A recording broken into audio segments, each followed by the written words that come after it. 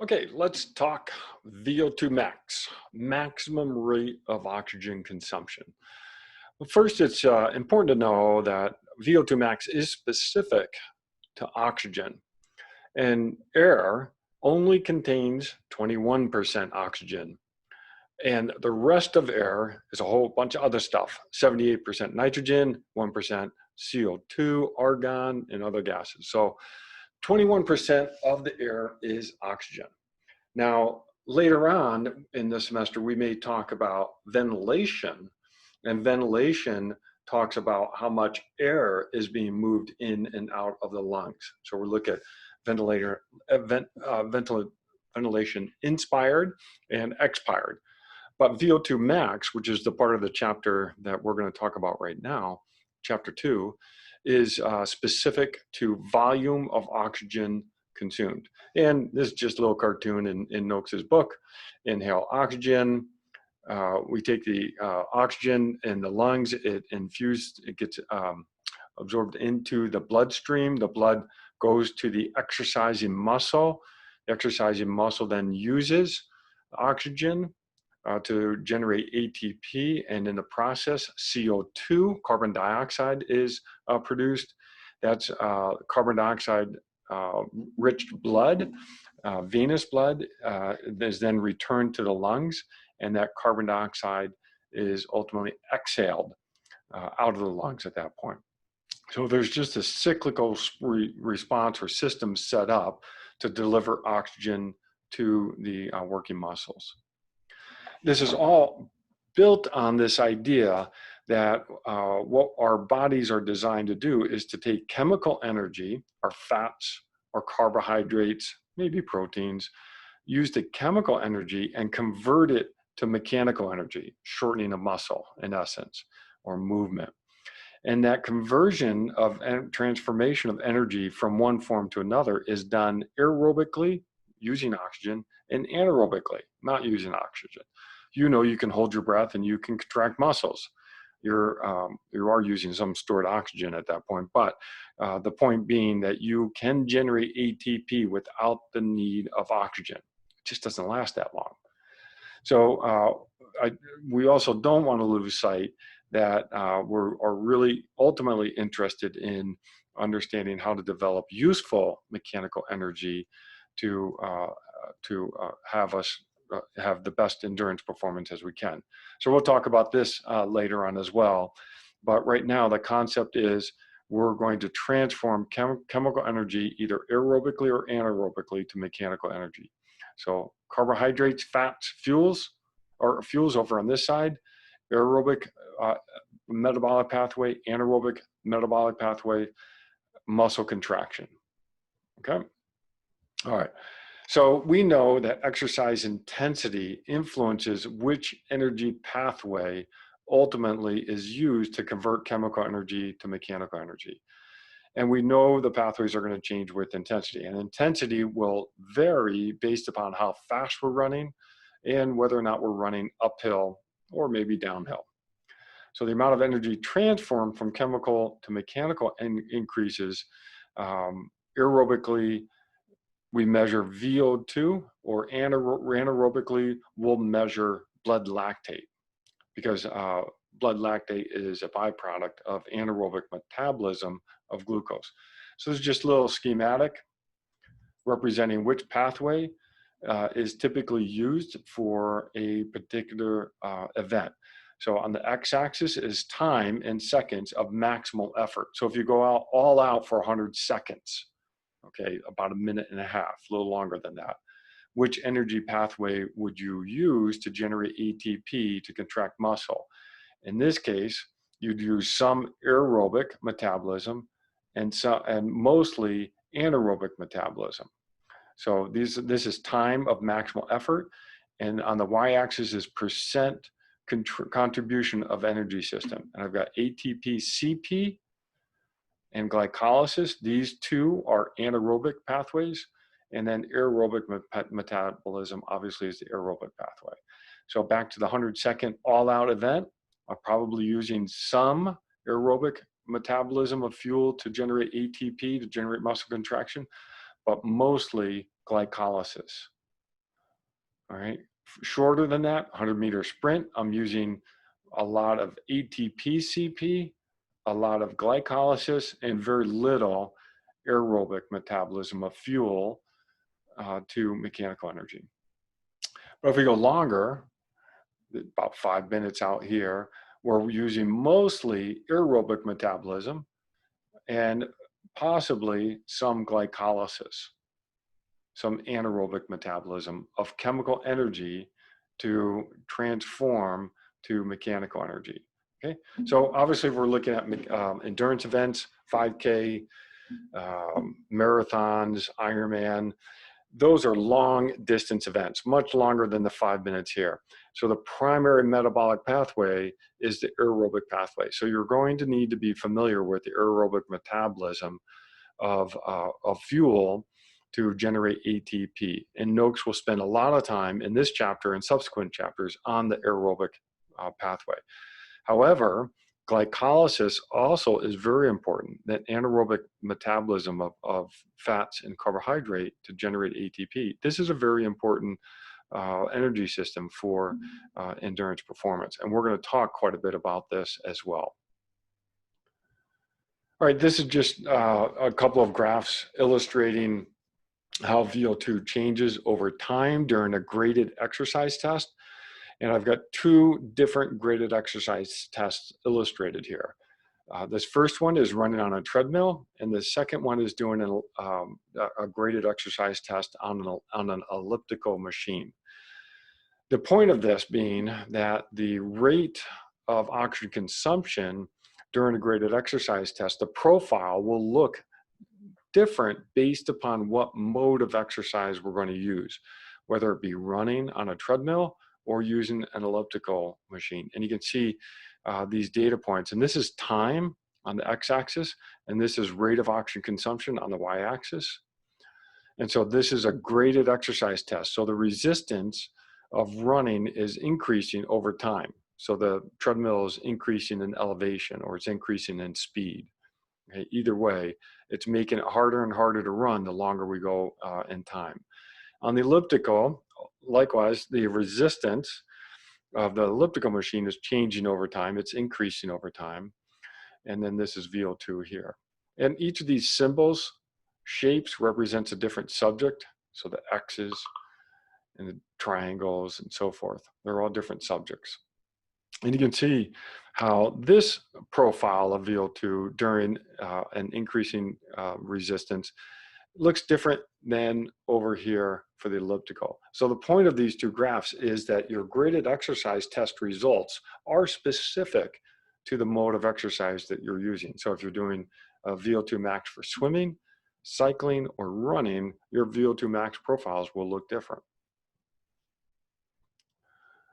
All right, so what is VL2 Max? Well, a little jumped ahead, but here's the symbols in each one. Volume is V, O2 is oxygen, max obviously represents maximum. The dot over the V is from physics, and that represents, this parameter is a rate.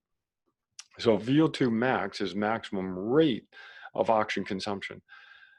However, we often get lazy, and I get lazy, and I'm lazy here on this bullet right here, is that I don't always put the dot over the V. That's just laziness.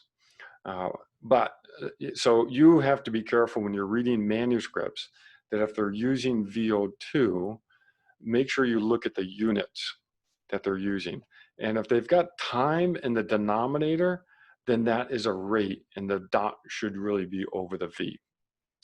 Later on in this chapter, we're going to talk about using VO2 where time is not in the denominator, and we're going to talk about energetic cost of locomotion.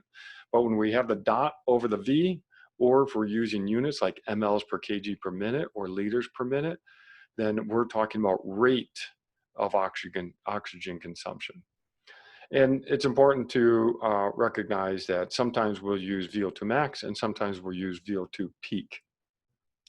The reason being, sort of what we'll get to here in this chapter, is that we're not always sure if we found a maximum rate of oxygen consumption, but maybe what we did measure is a peak rate for that situation. All right, so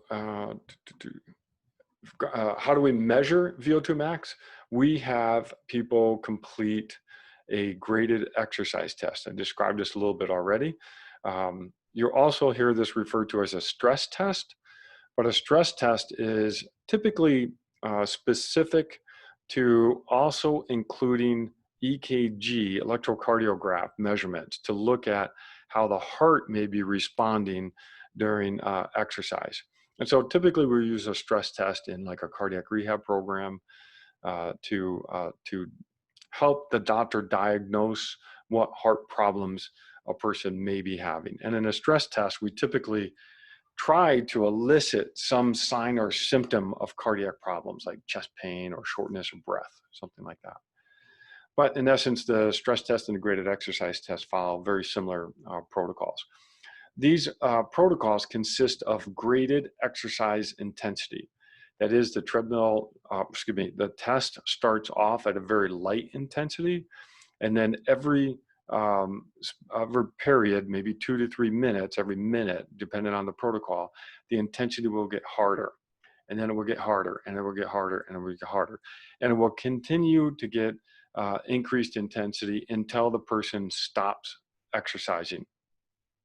Or if we're in cardiac rehab, we see something that is important to tell the person to stop. So for example, if we see some specific changes in EKG, we may stop the test, and we call that symptom limited test. But in general, in testing healthy people, we have them go to exhaustion. And ideally, they're falling off the back of the treadmill if it's a treadmill test, or they can barely turn the pedals in a biking test. So they try to go to exhaustion being the point where they can no longer continue to work. All right, and as I said, graded exercise tests are specific to the type of mode that we're testing: running versus biking, walking versus running, swimming versus biking, elliptical versus running. These are specific. So you may get a runner, or excuse me, an athlete who would have a VO2 max for running and a VO2 max for cycling, and possibly a VO2 max for swimming, but those are less common to be able to have because they require a little different instrumentation to be able to get. The time of a graded exercise test is typically 8 to 12 minutes, maybe as much as 20 minutes.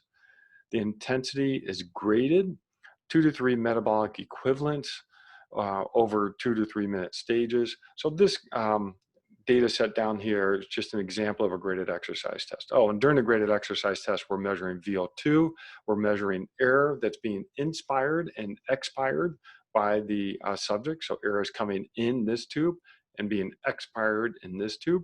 And then this tube is connected to a computer, and we're able to measure and determine the volume of oxygen used and the volume of carbon dioxide expired to critical parameters from a metabolic system.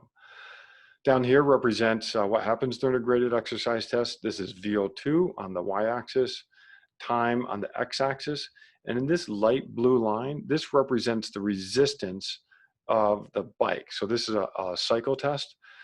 So here the resistance was set to 150 watts, then it was bumped up to 160 watts, then 170 watts, and so forth, ultimately to the point of failure, which was 350 watts. So there was this graded exercise intensity. And then we measured, in red is VO2, and in blue is heart rate. And we measure these, and then we're able to identify the maximum rate of oxygen consumption, in this case 60.72 mLs per kg per minute, the maximum heart rate as well, 198 beats per minute. Those are very typical data points to get out of a graded exercise test, and that is a very typical way to measure VO2 max. All right, during a graded exercise test, we'll see some pretty general responses that are important to know. Typically, VO2 will increase linearly with intensity. Now, in Noakes's textbook, he'll often put either intensity on the x-axis or he'll put running speed. Those are synonymous. They're representing the same concept. So as we run faster, intensity goes up. As we run faster, we typically see a linear increase in VO2. Okay, if I'm running a 5-minute mile versus a 10-minute mile, I'm going to be consuming more. I'm going to be consuming oxygen at a faster rate, using oxygen at a faster rate for the 5-minute mile versus the 10-minute mile. Or if I'm running 10 meters per second versus, I shouldn't use 10 meters, I should use something like 7 meters per second versus 2 meters per second. I'm going to have more rate of oxygen consumption, rate of oxygen used for running a faster speed, and typically pretty linear, typically. We'll talk about some finer points of this later on. Here's another very typical graph, and we're going to need to get comfortable with this. On the y-axis here is blood lactate, so just use the square brackets and LA to represent blood lactate concentration. It's the amount of lactic in the blood, and we determine this by doing a finger prick. So these dots represent different finger pricks during a particular graded exercise test. Now you'll see down here, I put VO2. All right, now again, that's something else Noakes will do, is every now and then put VO2 on the x-axis. Well, because VO2 and running speed increase, or VO2 increases linearly with running speed, I could put either running speed or VO2 down here and it represents the same exact thing. So be comfortable with what is presented on each axis. And as you're reading the textbook, make sure you stop and look and see what's on the x-axis, what units are being used, what's on the y-axis as well. So in a graded exercise test situation, as running speed increases or as VO2 increases, we'll typically see a blood lactate response like this. No real change initially, and then a real sharp increase in blood lactate until the point that the person stops exercising, and that's typically where we'll see the highest blood lactate levels during a graded exercise test. We're going to talk a lot about blood lactate during graded exercise tests, and we'll talk about lactate threshold, turn point, onset of blood lactate accumulation, anaerobic threshold, things like that. So be comfortable with these types of plots. All right, so what's really important to know, and Noakes does a really good job of making this argument in this chapter, is VO2 max alone does not predict performance. Does not. So if someone comes to me as an athlete and says, hey, I've got a VO2 max of 65 mLs per kg per minute, and someone else comes in and says, hey, I've got a VO2 max of 60 mLs per kg per minute, I cannot predict that the person with the higher VO2 max is a better endurance athlete. I can't. All right, here's some data to support that. So here's an athlete. Here's VO2 max in mLs per kg per minute, the major performance for that athlete, and then the reference where those data came from. So here's some different athletes. 82.7 mLs per kg per minute is phenomenal. Okay, 85 is amazing. 81 is amazing. 210 marathon, 217 marathon.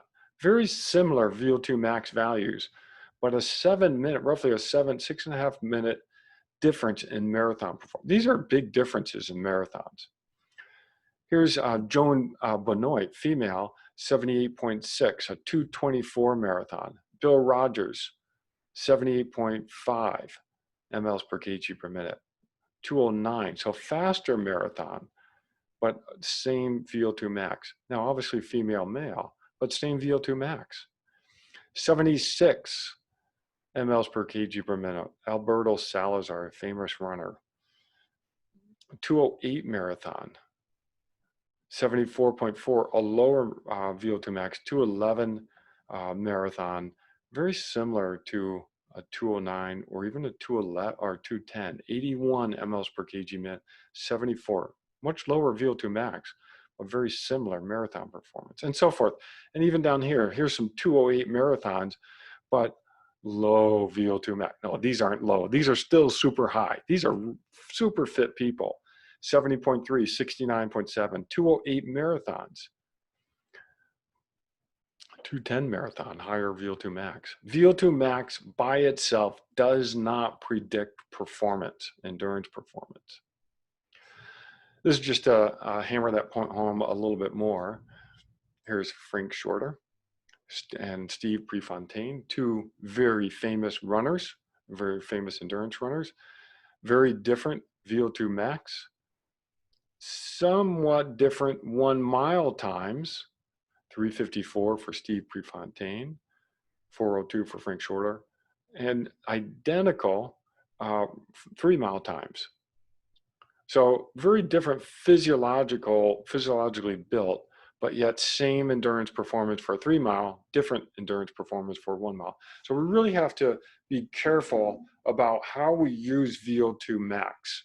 And it's going to be important not to get drawn into this idea that a higher VO2 max means a better endurance athlete. It doesn't mean it. There's a lot that goes into making an endurance athlete. And we might actually find that understanding the anaerobic metabolism during endurance performance is critical to understanding endurance performance. All right, just sort of a side note, these are just sort of interesting tidbits, and Noakes raises some comparative physiology points in the chapter. Cheetah can reach a speed over 60 miles per hour, but they can only do that for a few hundred meters. Their internal temperature gets too high and they have to stop. Pronghorn antelope, they can run a 10K in 10 minutes. That's mind-blowing. If you can run a 10K in 40 minutes, that's great. Our elite athletes are running under 30 minutes, 29 minutes for a 10K. To run 10 minutes is just unheard of, obviously for humans. VO2 max for an antelope, 300 mLs per kg per minute. The data I just showed you, the highest one we saw was 85 mLs per kg per minute. 300 mLs per kg per minute is crazy. Of course, the measurement of this is crazy as well. You have to design a breathing apparatus to place over the antelope. So there's some pretty neat pictures of doing some comparative physiology work. Racehorses, they can do a mile in 1 minute and 33 seconds. I'm sure you've heard of the sub 4 minute mile story. If not, we'll probably go through that at some point. But if you can get under 4 minutes as a human runner, that's amazing. VO2 maxes of racehorses, 200 mLs per kg per minute. These are just, huge aerobic beasts, literally. All right, summary of VO2 max represents the maximum rate that oxygen can be used. It is not a good predictor of performance. It can be used as a marker of fitness, and this is something that Noakes will do in the chapter in terms of talking about fitness of athletes.